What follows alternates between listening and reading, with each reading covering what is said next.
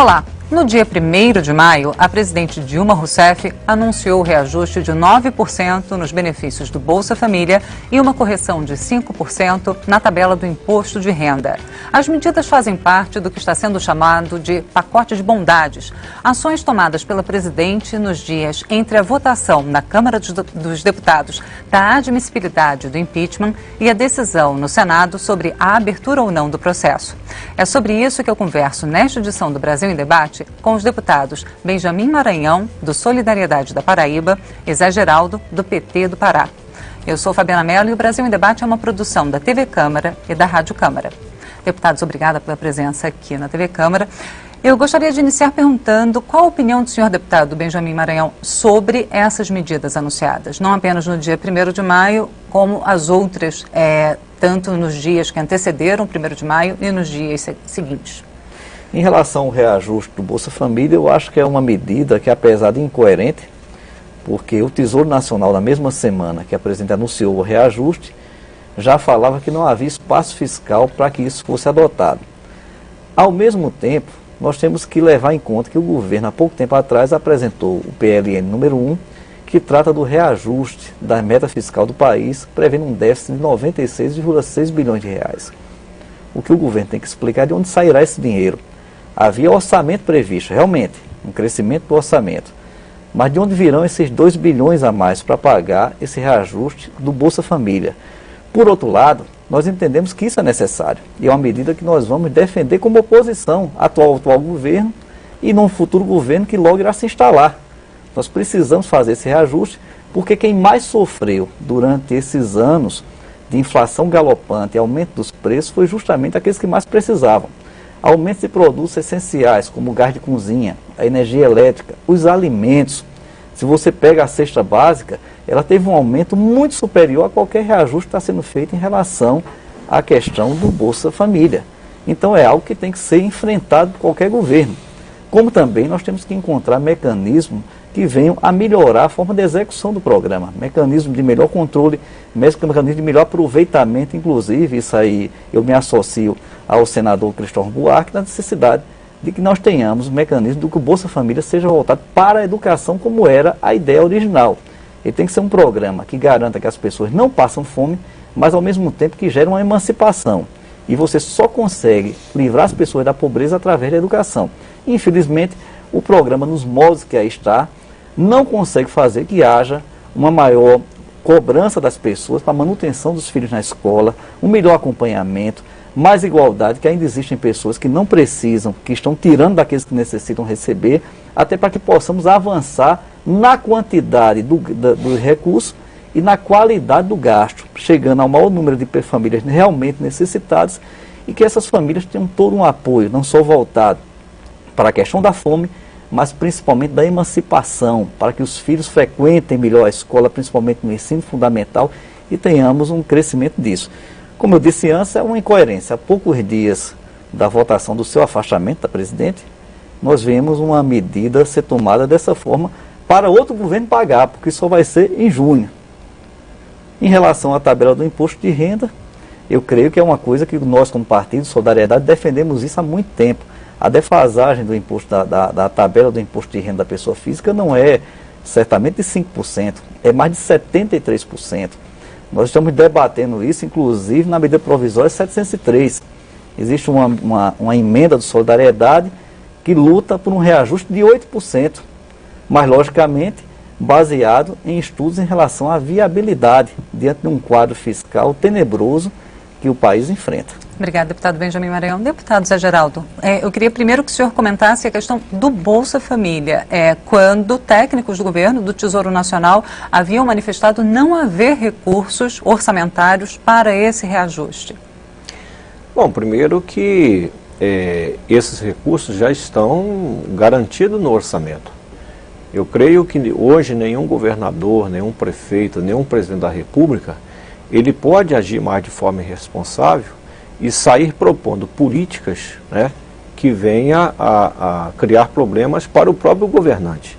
Então, a presidenta Dilma é uma presidenta muito séria, muito equilibrada, muito inteligente. Infelizmente, está sendo afastada, né, por um golpe, né, por uma falta de compreensão, né, da Câmara e do Senado, porque na verdade é a Câmara e o Senado que vai viabilizar o golpe, se concretizar o afastamento no dia 11, né, que é a primeira etapa no Senado, depois virá a segunda, que é o julgamento. Mas a presidenta, ela tem esses programas como programas que ela nunca abriu mão, ela sempre lutou por eles, né? E esse reajuste, você percebe que o próprio meu colega parlamentar falou de uma inflação, falou do gás, falou do pão, o leite, né? Produtos que esse cidadão e essa cidadã compra lá na sua cidadezinha. Ninguém recebe o Bolsa Família para ir na capital ou em outra cidade comprar o supérfluo, mas sim para comprar lá na quitandazinha, lá na farmácia da sua cidade, na sua esquina, aqueles gêneros de primeira necessidade. Então isso não é um pacote de bondade, isso é uma política de Estado, que a presidenta Dilma soube conduzir o presidente Lula, porque iniciou com o presidente Lula. É uma transferência de renda, sim, para os mais necessitados, e por onde eu tenho passado, e olha que eu sou de um estado que existe um grande número de famílias, de pessoas, de crianças que são beneficiados por essa política, que as crianças estão indo sim na escola, e estão indo mais na escola até por conta de outros programas, né, que o governo também incentivou, criou, como o transporte escolar, né, que as prefeituras não recebiam ônibus escolar, não recebiam barcos, não recebiam lanche, hoje recebe.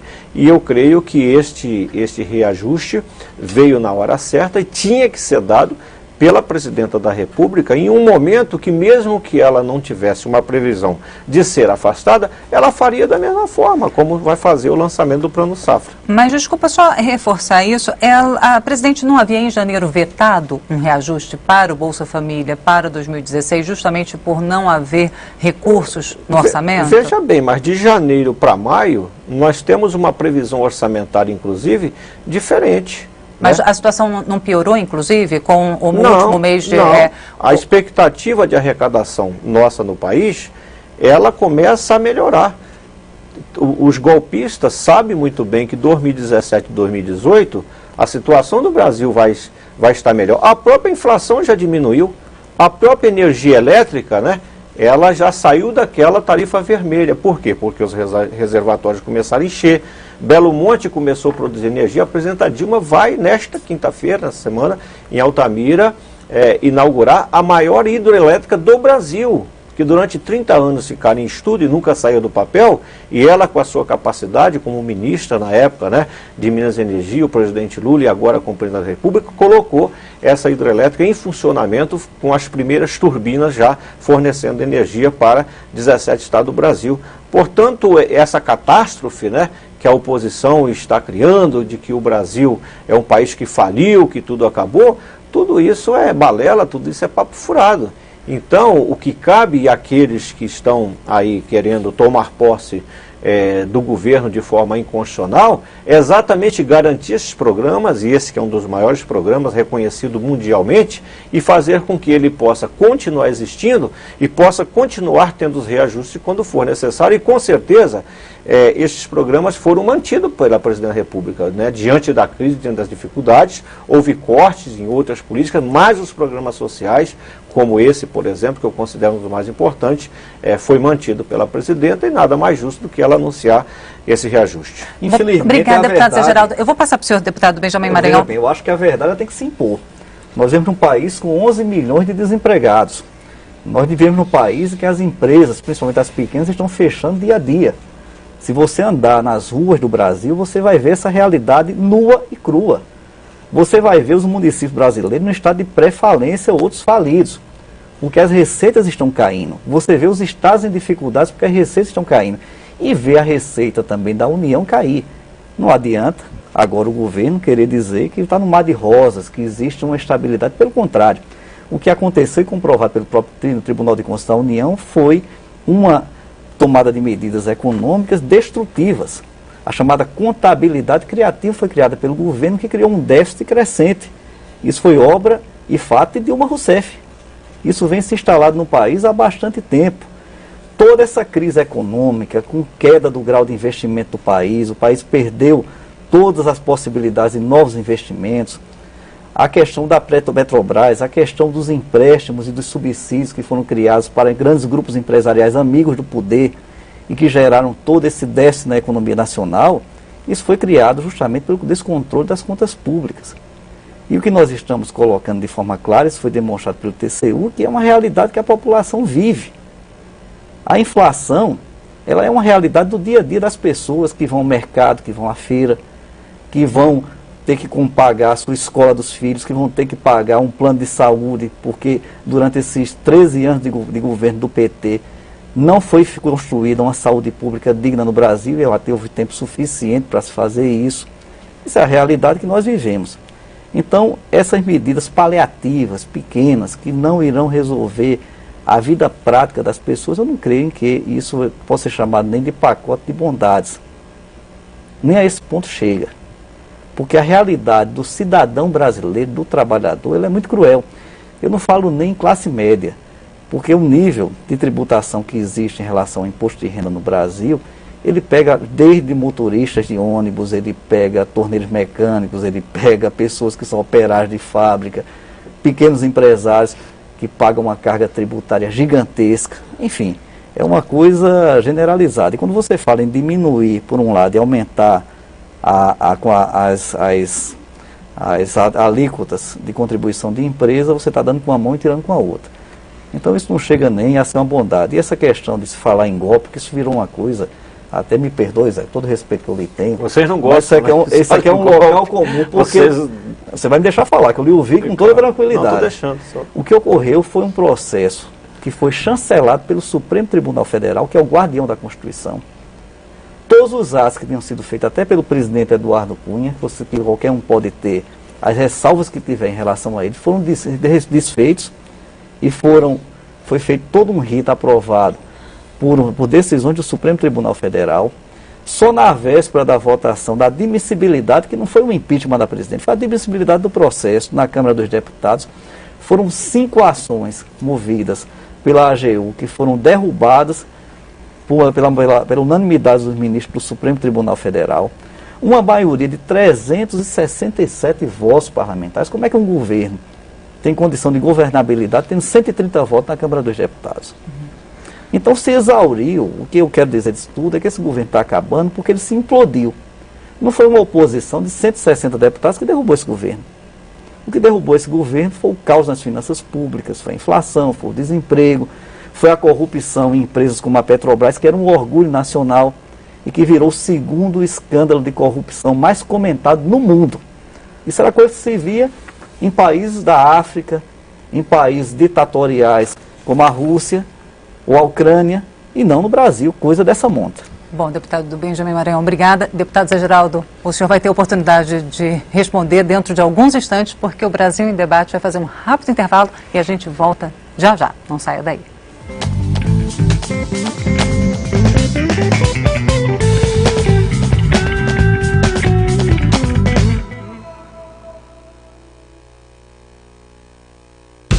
Universitários de todo o país que participam do estágio visita aqui na Câmara estão no programa Direto das Comissões. Eles questionam deputados de vários partidos sobre temas da atualidade. O câncer maior da corrupção é exatamente a venda, a compra e a venda de votos. O parlamentarismo seria uma solução para os problemas políticos do Brasil? TV Câmara, aqui tudo é política.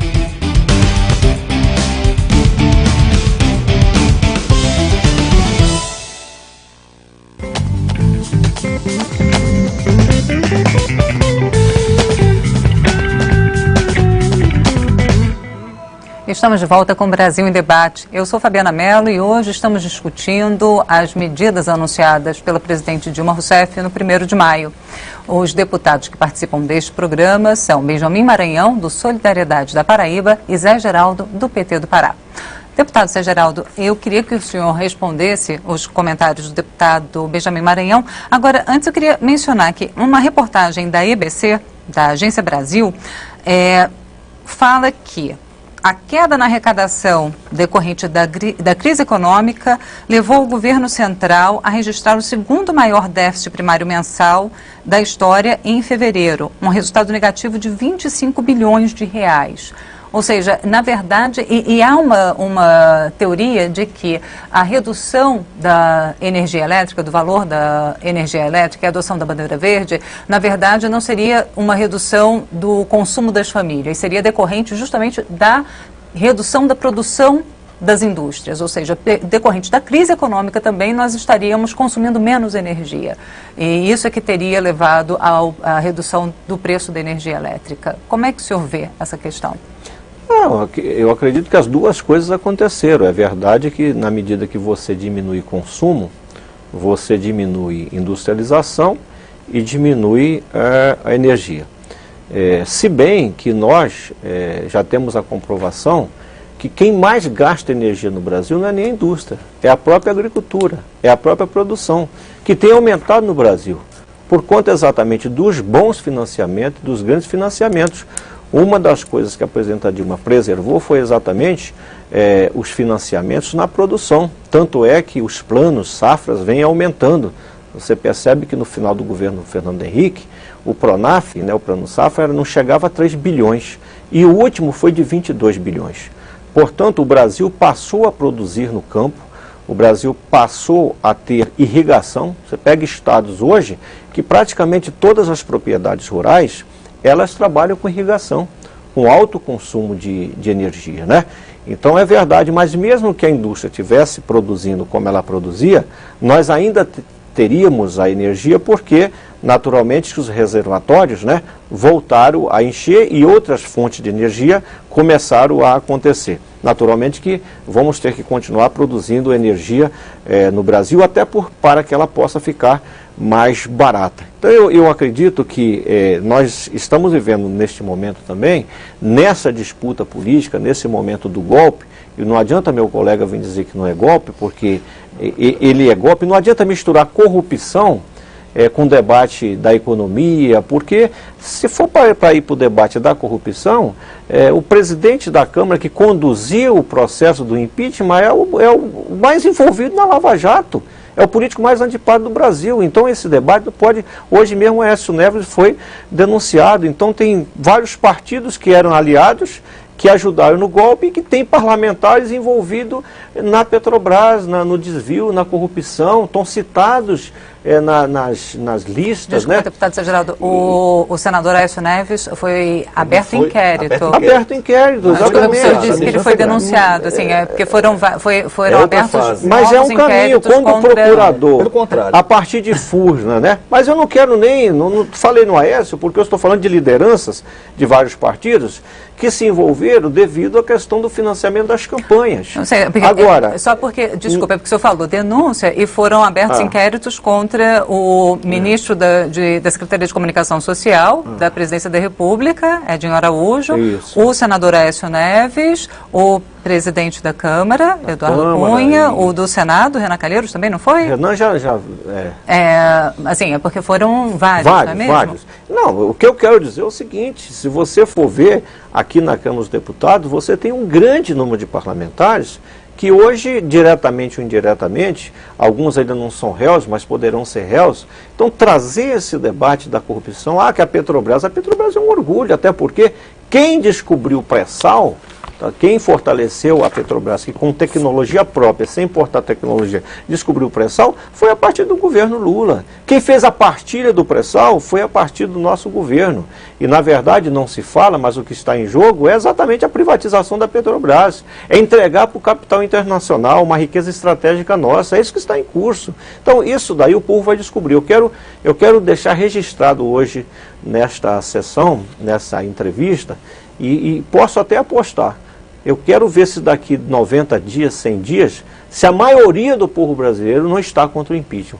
E quero ver como é que o Senado vai fazer o julgamento do impeachment da presidenta com a maioria do povo brasileiro estando contra o impeachment, porque estão descobrindo que tudo isso foi uma grande farsa e que, na verdade, todos aqueles que vão compor o governo, grande parte foram os perdedores das eleições, e quem já governou esse país nos últimos 20 anos, na era Fernando Henrique, Sarney, Collor e Itamar, e que nunca fizeram nada no Brasil. Aliás, colocaram o Brasil de joelho, endividaram o Brasil, fizeram empréstimo no FNI, as nossas rodovias eram um desastre de norte a sul do Brasil, não tinha Pronaf, não tinha Luz para Tudo, não tinha Bolsa Família, não tinha Pronacampo, não tinha Mais Médico, não tinha nada disso. Quer dizer, nós conseguimos fazer tudo isso. Quero ver como é que eles vão conseguir desenvolver o país mantendo esses programas que foram criados e que não podem ser extintos de uma hora para outra. Obrigada, deputado Zé Geraldo. Deputado Benjamin acho Maranhão. lamentável isso, querer pegar e minimizar o grande trabalho que foi feito pelo presidente Itamar Franco e pelo presidente Fernando Henrique Cardoso. Isso é lamentável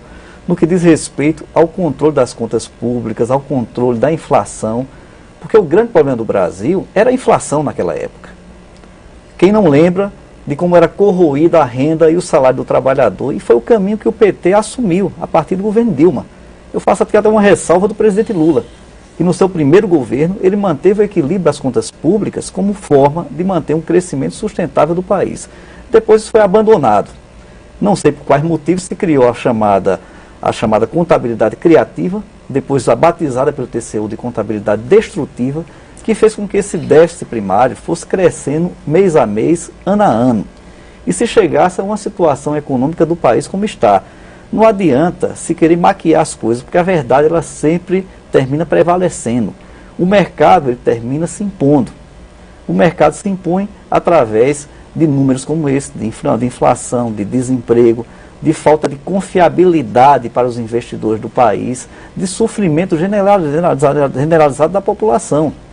De que adianta existir um programa como Bolsa Família, que nós lutamos para manter esse programa, porque ele é necessário, principalmente no norte e nordeste do país, nas áreas onde existe ainda bolsão de pobreza, quando o desemprego campeia.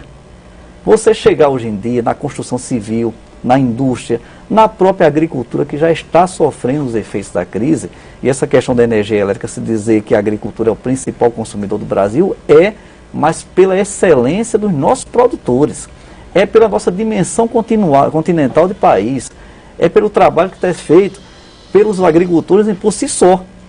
São as pessoas que vão desbravando fronteiras, como no Piauí, como na Bahia, como no Maranhão, como aqui no centro-oeste do país, essa agricultura crescendo, como no Pará. Essas pessoas é que fizeram essa agricultura do Brasil ser tão forte. Mas nós não queremos só isso para o país, nós não queremos que o Brasil seja uma gigantesca fazenda. Nós não queremos que o país volte ao que era antes de Juscelino Kubitschek, que era um país que vivia das exportações agrícolas. O país não pode viver dessa forma, porque fica refém dos mercados internacionais, fica refém do preço das commodities, fica refém do preço da vontade dos chineses ou da comunidade europeia ou dos Estados Unidos de pegarem e importarem esse ou aquele produto. O que nós queremos é um país desenvolvido, nós queremos que a indústria seja forte do país. E aconteceu um desmonte da indústria nacional. Em relação à Petrobras, saiu sem falar.